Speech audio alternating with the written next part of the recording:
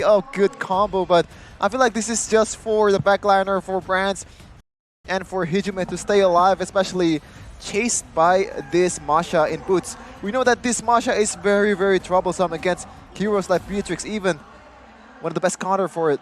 So yeah, that's the answer for that Brody pick. They want to harass him with Masha, but still, one more hero to pick for Butsss. One more, well, most likely Butsss will be no, on no, the no, Masha. Yeah, exactly. I was gonna say Kiboy, no. Alright, so the Seriously. Kiboy. So a bit more crowd control would be great. Something a bit more aggressive. It's gonna be the Kadita. Most likely in the roaming position, let's be real. We're not expecting a Valentina roam right here. So for the side of Onic, it's a lot of dive, and this is what Evos are afraid of. They have a Yves, and now they have a vulnerable Brody. They do have the Estus, but if the Estus himself gets crowd controlled right here, we've seen how helpless the main target for Onic is. With a Valentina, Drian, and a Masha, that's less crowd control, but a lot more burst damage. So I think they have to be a bit more careful and itemize accordingly for sure. Let's see if Kiboy is able to find those picks towards the backliner of Evos Legends. Estus, Yves, and Brody is a tough task indeed. Expect a lot of purifies from Evos Legends, especially that Estus. Now, Evos on the back foot. They're trying to win it out. They're trying to go to upper bracket. They're trying to break the streak of Onic going to the international stage for Indonesia. As we enter the land of dawn for Game 2. Let's welcome Game 2 between Onic and as well as Evos Legends.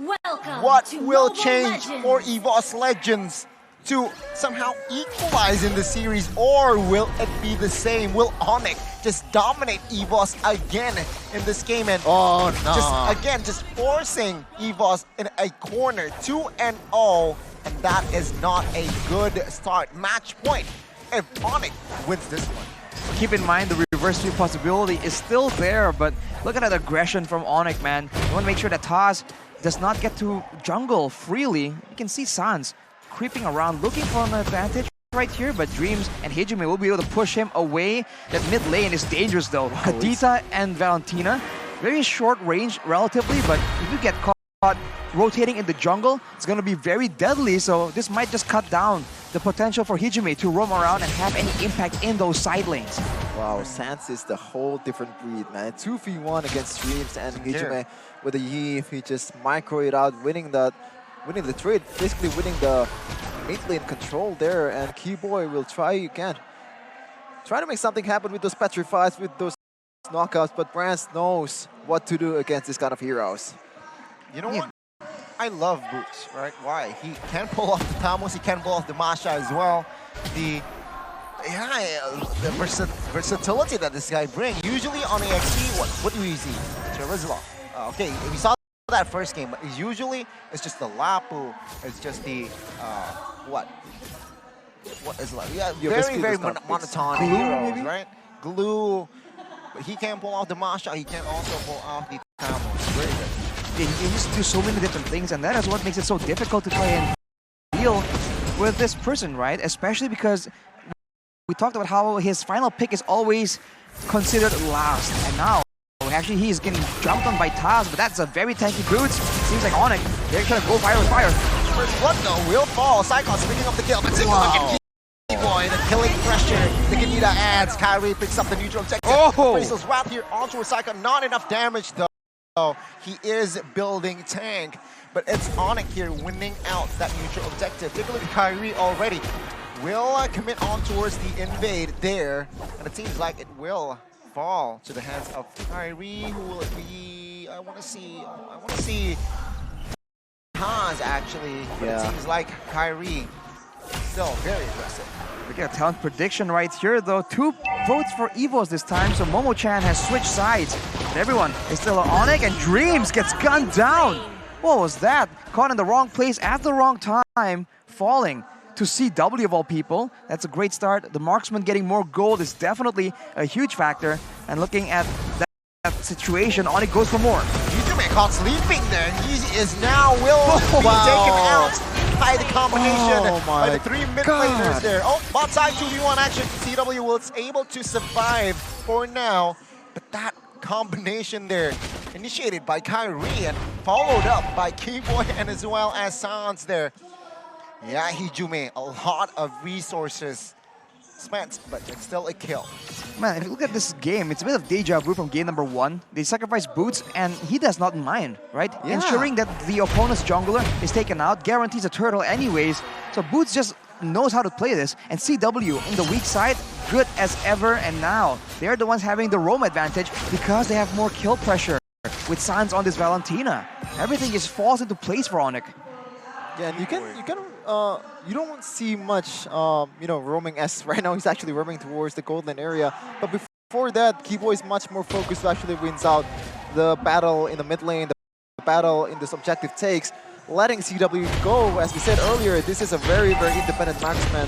One of the best in the business in Beatrix. Maybe. Masha there. The purple buff, but your relation now popped. Branz forced to use the flicker there in the back side. Butsss 4v1 there, a little bit too much. Turtle though. Bit. Yeah, that's too much there. He will be taken out. But take a look at Kiboy now, a little bit isolated. Will he be able to escape? Tazz moves on to his Kiboy. Will Kiboy survive? Petrify connects, but the stun will not. Kairi now will be there for the backup. Tazz will not commit on towards that one. Turtle will be secured again by the yellow porcupines. It's still Onic here in the map control. Slowly but surely, Evos Legends find a slight compensation. It's the same story once again, Arashi. The objective takes, it's always Kairi, the one who's starting the turtle.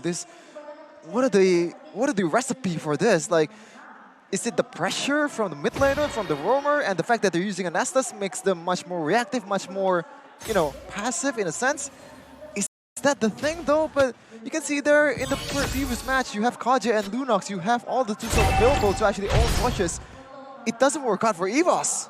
Well, keep in mind is also the fact that Onic has been so consistent. Every time they make a move, every time someone moves aggressively, there's always a plan, right? So right there, the fact that Kiboy wasn't running away and standing, right, in the midst of all danger, that means Evos Legends are wary, right? They are worried that something might come down.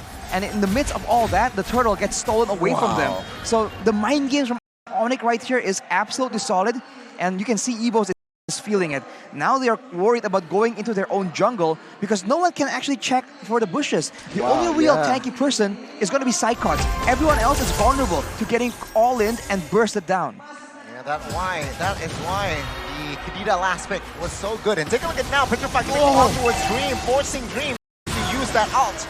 Kiboy does not commit for a kill. He just wants to zone out as the turret downstairs will fall. Now, Dreams, new information pocket as well. Branz has no flicker. Sanz secures the kill. Now it's going to be another invade here. Sanz jumps in, checking the bush. Kairi trying to contest on the orange buff. Oh, Sanz just cancel it out, and Kairi picks up the orange. Wow, killing someone without putting your hand on it. The long-range threat with the real-world inflation at the Bennett's Rage is real. The slow is there, the damage is there, the burst is there for them. Sanz and CW, the synergy between the two people all around is just impeccable for Onic. We've never seen this.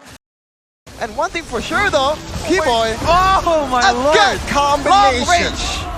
That's a good one, right? The snipe and the knock-up there. Bye-bye Dreams. That was a roamer though. Oh, Onic, they're looking for a siege in the mid-side. Evos, they're able to lead this out. Oh, the final slash there. On towards 2 and Branz. Good night. And now Onic looks for another kill, but Saykots finds a kill. Will he win level? Almost. Sanz surviving. Giving the thumbs up there. Surviving that one as well. Evos Legends, they're behind 5,000 gold practically. Onic, they are able to force a fight here. Is this the right call? 4v5, 4v4. Saykots taking a lot of damage. He is Onic's tenacity. Kairi, will he be able to escape this one? In the backside, CW, half HP. Saykots will be healed up by Dream. Disengage here by both teams. It's another reset. Kairi taking on 4 people without any help from Onic members, but you can see there micro plays from Sanz. Gila Sanz! And of course, if you want to style like Sanz, you gotta, icing on the cake is the emote to be toxic, no, to be playful with your game. You can also buy it in the shop, Rashi. Make sure you just participate in the banter, right? It's all in good fun. But what is not good fun is Evos Legends trying to defend this final turret when everyone is in the jungle, right? that part is way too cut off. Anyone who walks up will be jumped on for sure. So this will be a turret slowly but surely for the side of Onic. And look at Butsss, man. He's 0-2-2, but his impact is undeniable. Being so thick, essentially, so durable, right? With multiple health bars. He can just push, exert pressure, not only in the lane, but even to the jungle. We talked about how Tazz might want to be on a fighter, Goni, like you said. On an assassin, he is getting pressured by Butsss on this Masha. Wow. In terms of survivability, this is the perfect offlaner that you want, right? Masha with a sprint. And a little bit of damage there, so 1v1, you cannot be taken down. Different with Glue though. If you're playing a Glue, it's gonna be easier for you to get catched on, but in this case, it's a Masha. Perfect draft for Onic here. As right now, they're looking for more. Just watch out for Butsss with the flags. See, the Lord now poked by the side of Onic. Butsss though, opening a map, giving information. Kiboy in the backside. This one can still play. Spotted though, Saykots health HP. Will Onic force a fight? Kairi secures the Lord. Oh, thunderclap. Monster in the backside. Saykots and as well as Sanz providing cover. Now Sanz and the reinforcements trying to come in, look for a fight. No casualties on the board just yet. But it's still Onic again with the neutral objective take. If you don't want to fight, doesn't matter. We get the neutral objective. You fight, either you fight us and lose multiple members, right? Or you let go of the neutral objectives. Either way, not a single second is wasted by Onic, right? Everything they do, like we said, has purpose. And with everything set up so well, they might get a free turret in the bottom side as well right here. But fortunately, Evos is able to save it. Looking at the items, only an Ice Queen's wand. Only an Ice Queen's wand for Hjumee. Not nearly enough for his spells to be a deterrent. He needs a glowing one, especially against Butsss, right? Getting that percentage HP damage is definitely going to be something that they require. But as you said, CW with the Hunter Strike and the BOD and the Malefic Roar means that with only like a steel leg plates, you do not have enough physical defense to stand in front of this Beatrix. 1,000 gold lead. Kiboy jumps in. Oh, that's a mistake. He gets taken out. Hjumee with the kill. Torn apart memory as well. Pops down. CW finds the kill on towards Drian. Now the Lord will be taken care of. Its top side base to it will be standing. But now Onic, 8,000 gold lead still in hand. Inner turret to the mid side will fall. Hjumee forced to use that flicker away. One by one, the structures of Evos Legends will fall. Onic with the discipline here. They will escape with and 9,000 gold lead. Everything just looks so easy for Onic right now, and you can see there just with a little, you know, going in a little Kairi just forces the flicker from Hjumee, and right now CW looking for more kills. Sanz with a real world inflation. There's a lot of damage coming in from so far away, but Butsss, he just stands there and recalls, and he does not care. He's just standing here, pulling away multiple members as CW keeps hitting around and doing that poke damage towards the turret using that runner. Yeah, the fact that CW didn't go for any kind of survivability items though. It's pure physical damage. He's going for Heptasis, by the way, and he's not going for Has Claws. He wants to use the runner, he wants to use the Pennant to actually deal damage. The long range threat with the real world manipulation too is just way too much for Evos to handle, especially when you have a composition that's very reactive, very passive with Astas on your lineup. If the burst is enough, then bye-bye. What are you gonna do about it? You can't out-heal, you can't deny death by healing if the burst is just too high. That's absolutely the case. And looking at Onic, they still respect the potential for the healing, and they have healing reductions available. So for Evos, this isn't looking good, man. The longer it goes, maybe Dreams can keep people alive longer, but Branz will not be able to out-damage the members of Onic. So this is the same situation we saw them in game number 1, just in a different context. Now without the Lord, or with the Lord spawning, you can see that the pressure, once again, is mounted on by Butsss. He kept it chill when the Lord wasn't there, because if he gets taken out, there's no point. But now, if they all go for him, and he is able to pull away 4 members, for example, for Evos Legends, and he will, most likely, there's going to be a free Lord for the side of Onic, and it is clean. As clean as it gets with Butsss recalling the bot lane. And what can you do as Evos right now, man? Just waiting for your demise? Defend, clear the ways with the Eve, and get to I don't know, try and equalize the gold lead as well as possible. And even then, you're on a disadvantage, but at least you have a chance of maybe catching CW off guard. Because as you said, Trevin, he's still going for a full glass cannon build, which allows him to do that, by the way, so it's still a give and take situation. Onic knocking on Evos' door. Branz now, low HP, forcing Dreams to use the ult. Not yet. Ult still intact. With the backside here, Sanz taking a lot of damage by tazz. Oh, Sanz! There's respect with the recalls now. Base third bot side taken out. Just the mid now standing. Evos, Kiboy from the backside. Hjumee will not be taken down.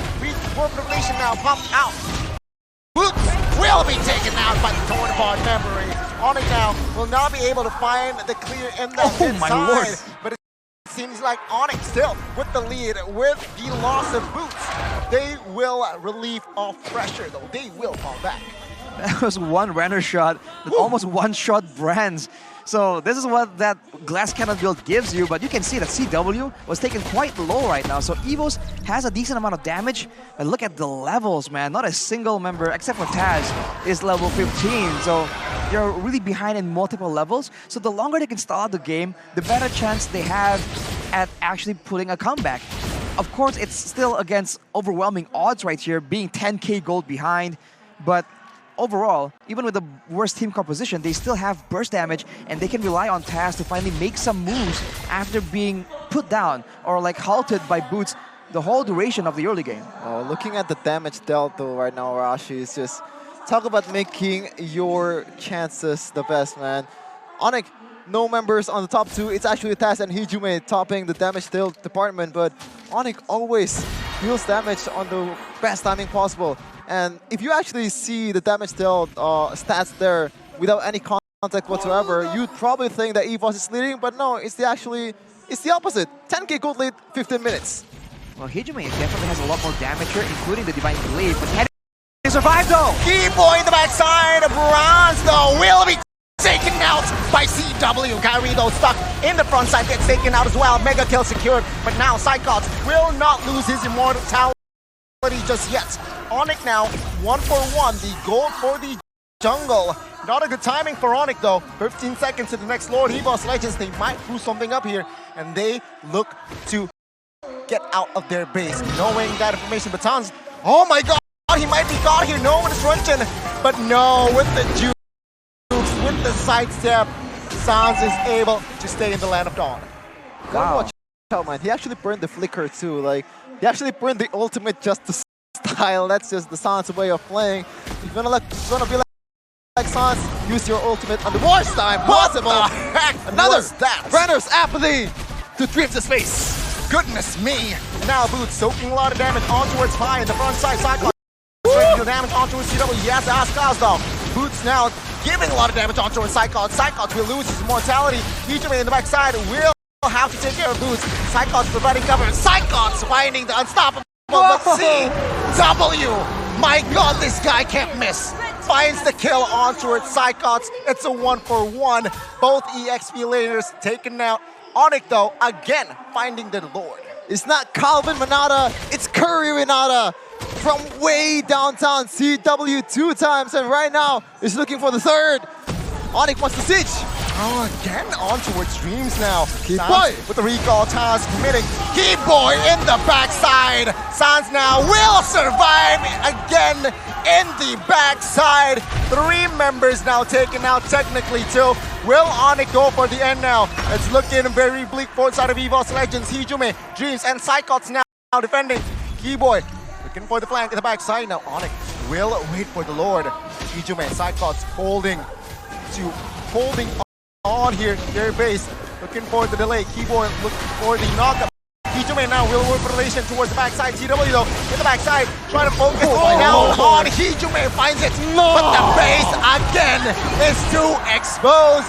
And Onic 2-0 match